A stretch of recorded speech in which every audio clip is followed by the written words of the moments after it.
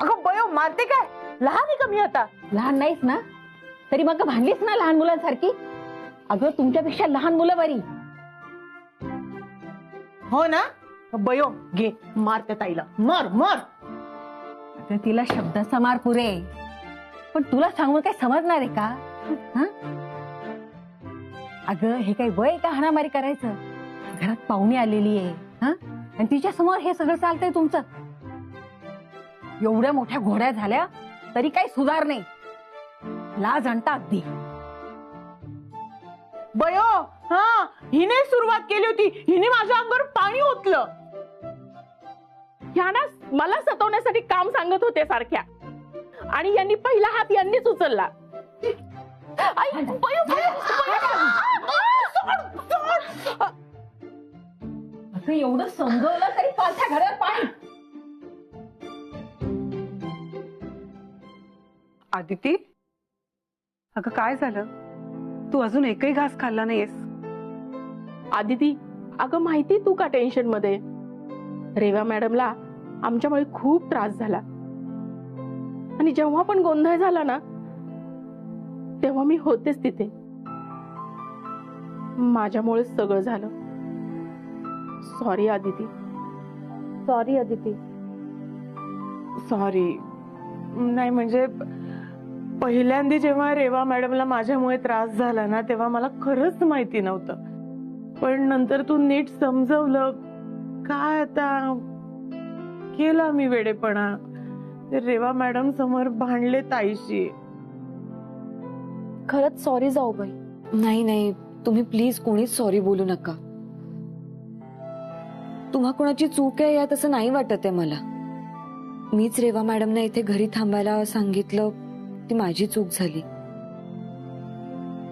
आता सगळ्यांना आपलं एवढं छान गोड कुटुंब नाही ना कळणार.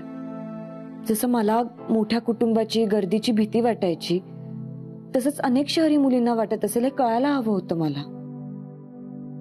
आदिती, आपल्या घरात कुणीही पाहुणा येऊ देत, त्याला गर्दीची सवय असो किंवा नसो, मोठ्या कुटुंबाची भीती वाटो किंवा न वाटो, पण आपली जबाबदारी आहे की आपल्या घरी आलेल्या पाहुण्याचं आदरातिथ्य झालं पाहिजे. त्याला आपल्या घरात कसलाही त्रास होता कामा नये, आणि या गोकुळ निवासात तो अगदी आनंदी राहिला पाहिजे. रेवा मॅडमना जो त्रास झाला ना, त्याला तू एकटी नाही तर आम्ही सगळे जबाबदार आहोत. जबाबदार कोणी असो, त्रास झालाय महत्वाचं. आता रेवा दीक्षित इथून निघून जाणार. वा, हेच तर मी सांगत होते दुपारी की असं काहीतरी गावरान जेवायचंय मला, नाहीतर गावी येऊन राहण्यात काय मजा आहे. रेवा मॅम, जेवणाचं ठीक आहे, बट एक्स्ट्रीमली सॉरी. आमच्यामुळे खूप त्रास झालाय तुम्हाला, गैरसोय झाली आहे तुमची, आणि म्हणूनच तुमच्या राहण्याची सोय इथून जरा दूर बऱ्या हॉटेलमध्ये करायची ठरवली आम्ही. तुम्हीच ठरवलं? आफ्टर ऑल हे तुमचंच घर आहे, सो तुम्हीच ठरवणार की इथे कोण राहणार आणि कोण नाही. पण तुम्ही म्हणत असाल तर जाते मी, पण खरं सांगू का, माझी इथून जाण्याची अजिबात इच्छा नाहीये. माझी काहीही गैरसोय झालेली नाहीये. इनफॅक्ट मला तुमचं हे कुटुंब खूप आवडलंय. मला इथे राहायला आवडतंय, आणि प्लीज आता मला कोणीही सॉरी म्हणू नका. मी इथेच राहीन. आय मीन, राहू ना? हो हो हो. आणि तुम्ही असं काय विचारताय? खरं म्हणजे तुम्हाला त्रास होतोय म्हणून आम्ही म्हणालो, नाहीतर तुम्ही इथेच राहावं अशी आमची इच्छा आहे. बसा ना, बसा तुम्ही.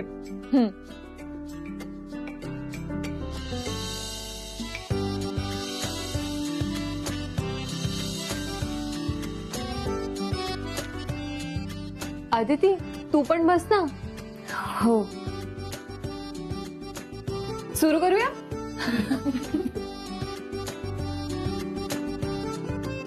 ऍक्च्युली मला पण इथेच राहायचंय.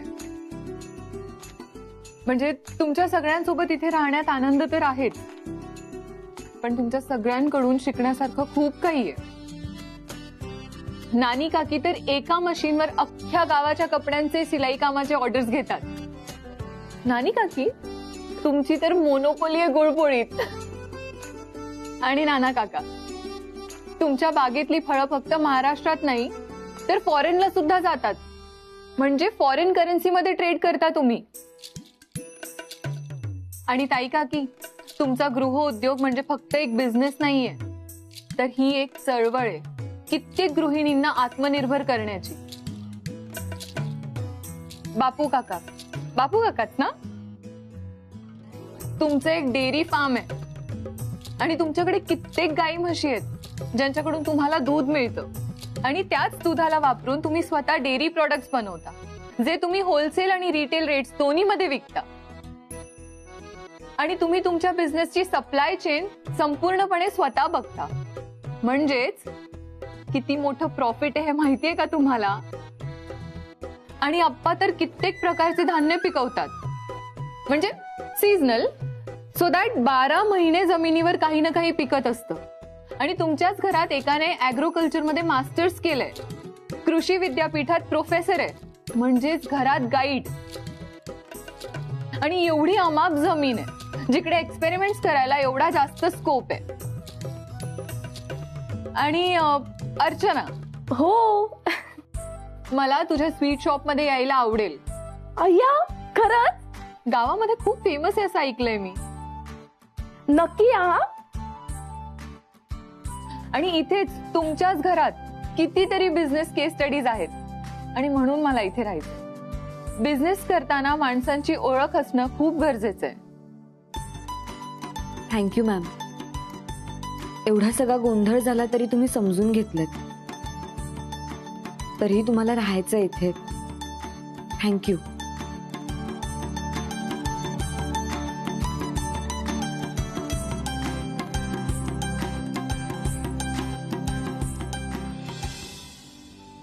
जेवण खूप छान झालंय.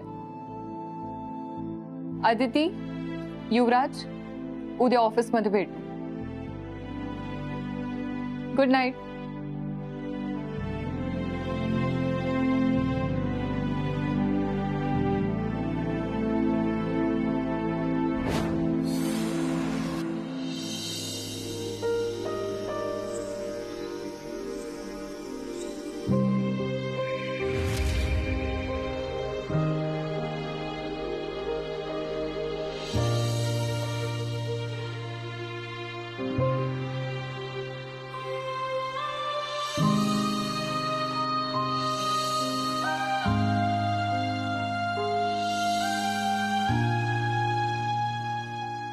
घ्या गरमागरम कॉफी.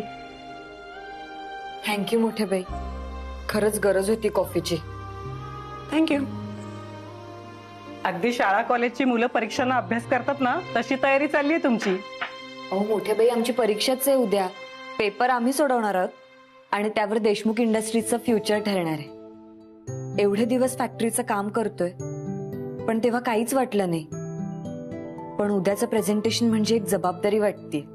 अगं, ती जबाबदारी तुम्ही नीट पार पाडाल यात शंका नाही, कारण तुम्हाला दोघांनाही जबाबदारीचं भान आहे.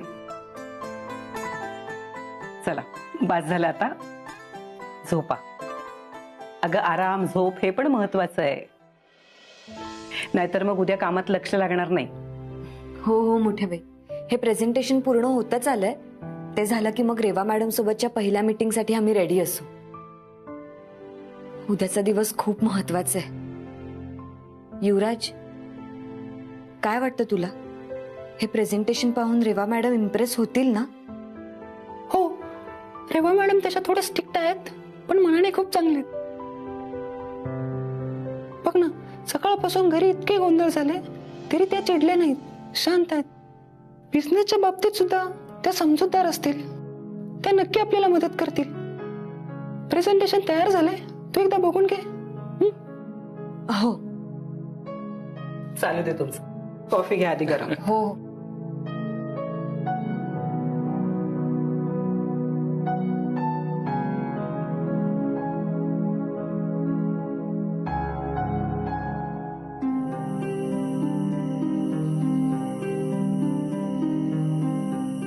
लहान वयात बरंच काय अचीव्ह केलं हिने. प्रोफाईल तर कमाल आहे. लहान मोठ्या अशा बऱ्याच कंपनीजना हिने फायनान्स केलाय. माझ्या स्टार्टअपला सुद्धा फायनान्स देऊ शकते. पण ही इथे आली फॅक्टरीमध्ये इन्व्हेस्ट करायला. माझ्या स्टार्टअपसाठी हिला कन्व्हिन्स करायचं, पण जे काय करायचं ते खूप हुशारीने केलं पाहिजे.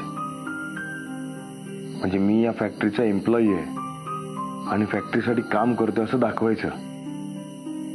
आणि माझ्यामधले बिझनेसमॅन होण्यासाठी लागणारे स्किल्स आणि कॅलिबर हे तिला दिसलं पाहिजे. पण हे वाटतंय तितकं सोपं वाटत नाही. पण माझा स्टार्टअपचा प्लॅन तिला कळायच्या आधी ही रेवत काय आहे हे मला कळलं पाहिजे. त्यासाठी काहीतरी केलं पाहिजे.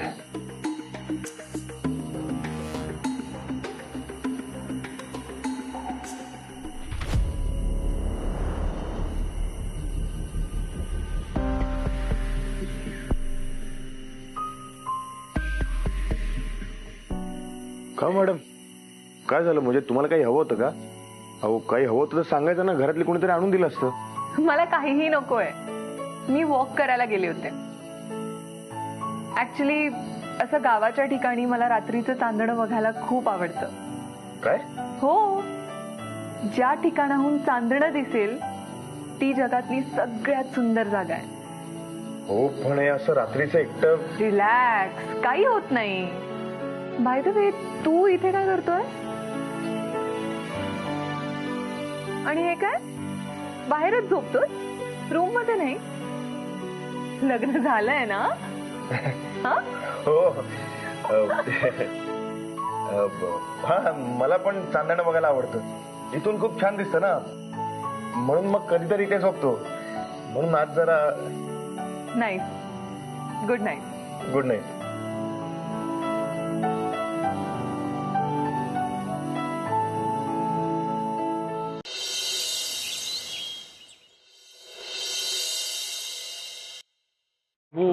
मेरे घर आई एक नन्ही परी.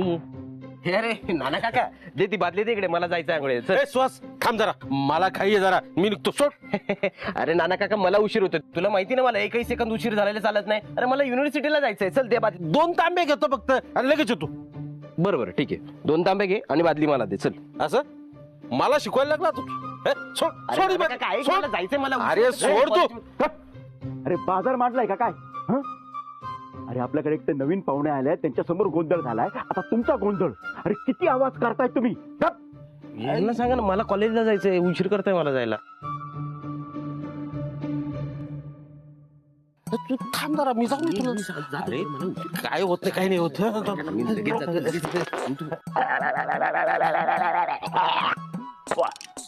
बघ पाय कसा आवाज.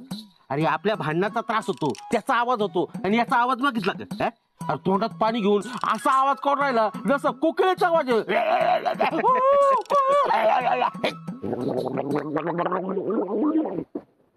Hello, good morning everyone. Reva madam, हाय.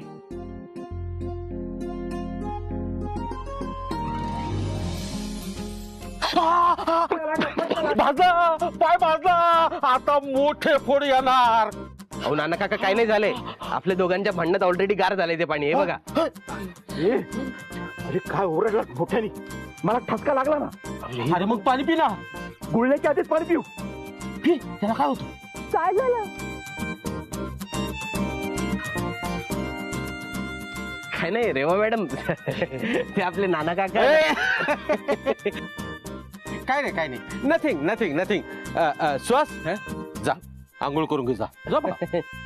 हो नाना काका, मला उशीर नाही होते. तुम्ही जा, तुमचे फळ वाट बघत असतील ना मळ्यात.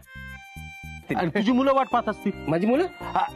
अरे म्हणजे युनिव्हर्सिटीची, कॉलेजची स्टुडंट. अच्छा, नाही, त्यांना मी सांगितलंय की मी आल्यावरच लेक्चर सुरू होणार. मला नाही उशीर होते. तुम्ही असं नाही, तू छोटा आहेस ना, जा बाळा, ऐक. नाना काका तुम्ही मोठे आहे ना, तुम्ही पहिले आंघोळ करा. नाही तू कर पहिले. बर झालं का? नाण्या निघ. सुहास चल कॉलेजने तुला आहे वेळ, मी ते मॅडम बरोबर एक्सरसाइज करून चल आला मोठा एक्सरसाइज करणार एक्सरसाइज कापतो. Good morning. Very good morning.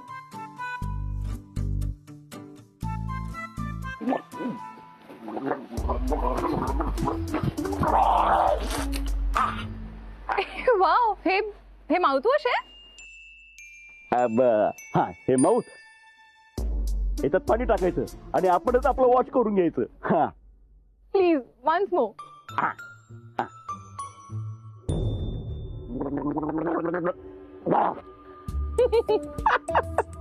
हा बापू अक्का हिच्या समोर गुळण्या करतोय, हिच्या समोर लाच काढणारा. मला शिकवाल हे कसं करायचं. त्यात काय शिकवायचं, पाणी तोंडात टाकायचं, गुळगुळ करायचं आणि पुप. हा.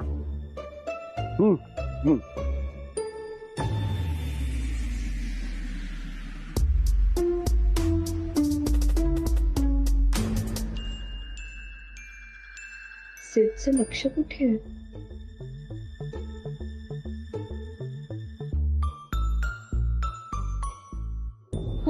आहे बा.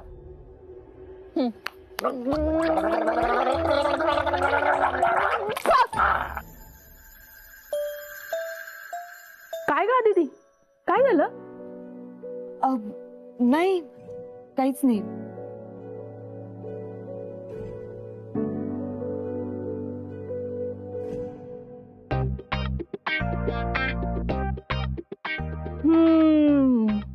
हे हिच्या बरोबर गुळण्या करतायत होय.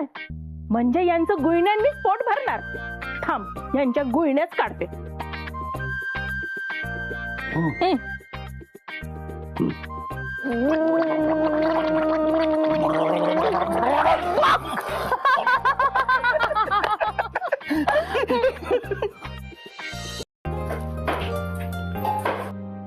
आई, अगं त्या कणकेच्या गोळ्यावर राग काढून काय उपयोग आहे. त्या रेवा मॅडम आपल्याकडे आल्यापासून आपल्या घरातल्या सगळ्या पुरुषांचा तोराच बदललाय.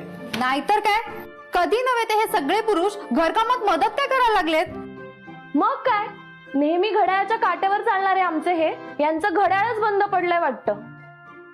हल्ली कितीही उशीर झाला तरी अजिबात राग येत नाही.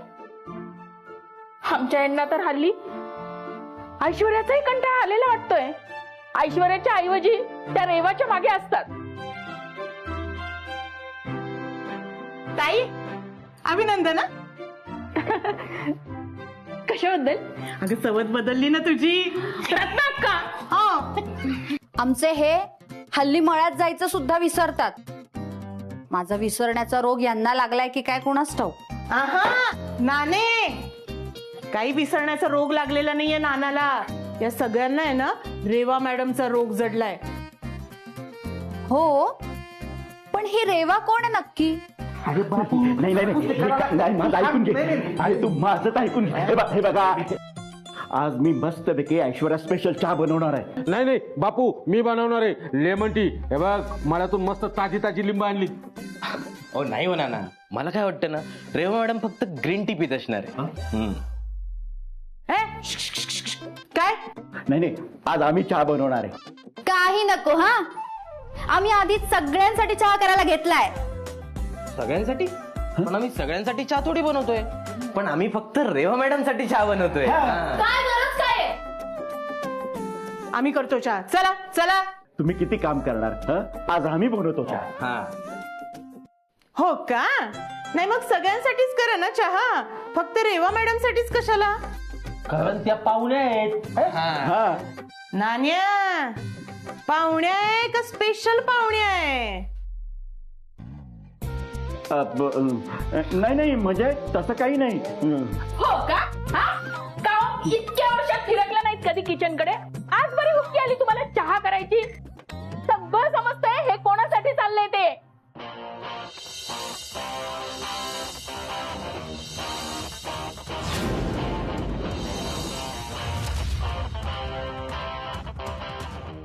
साडे 9 वाजले.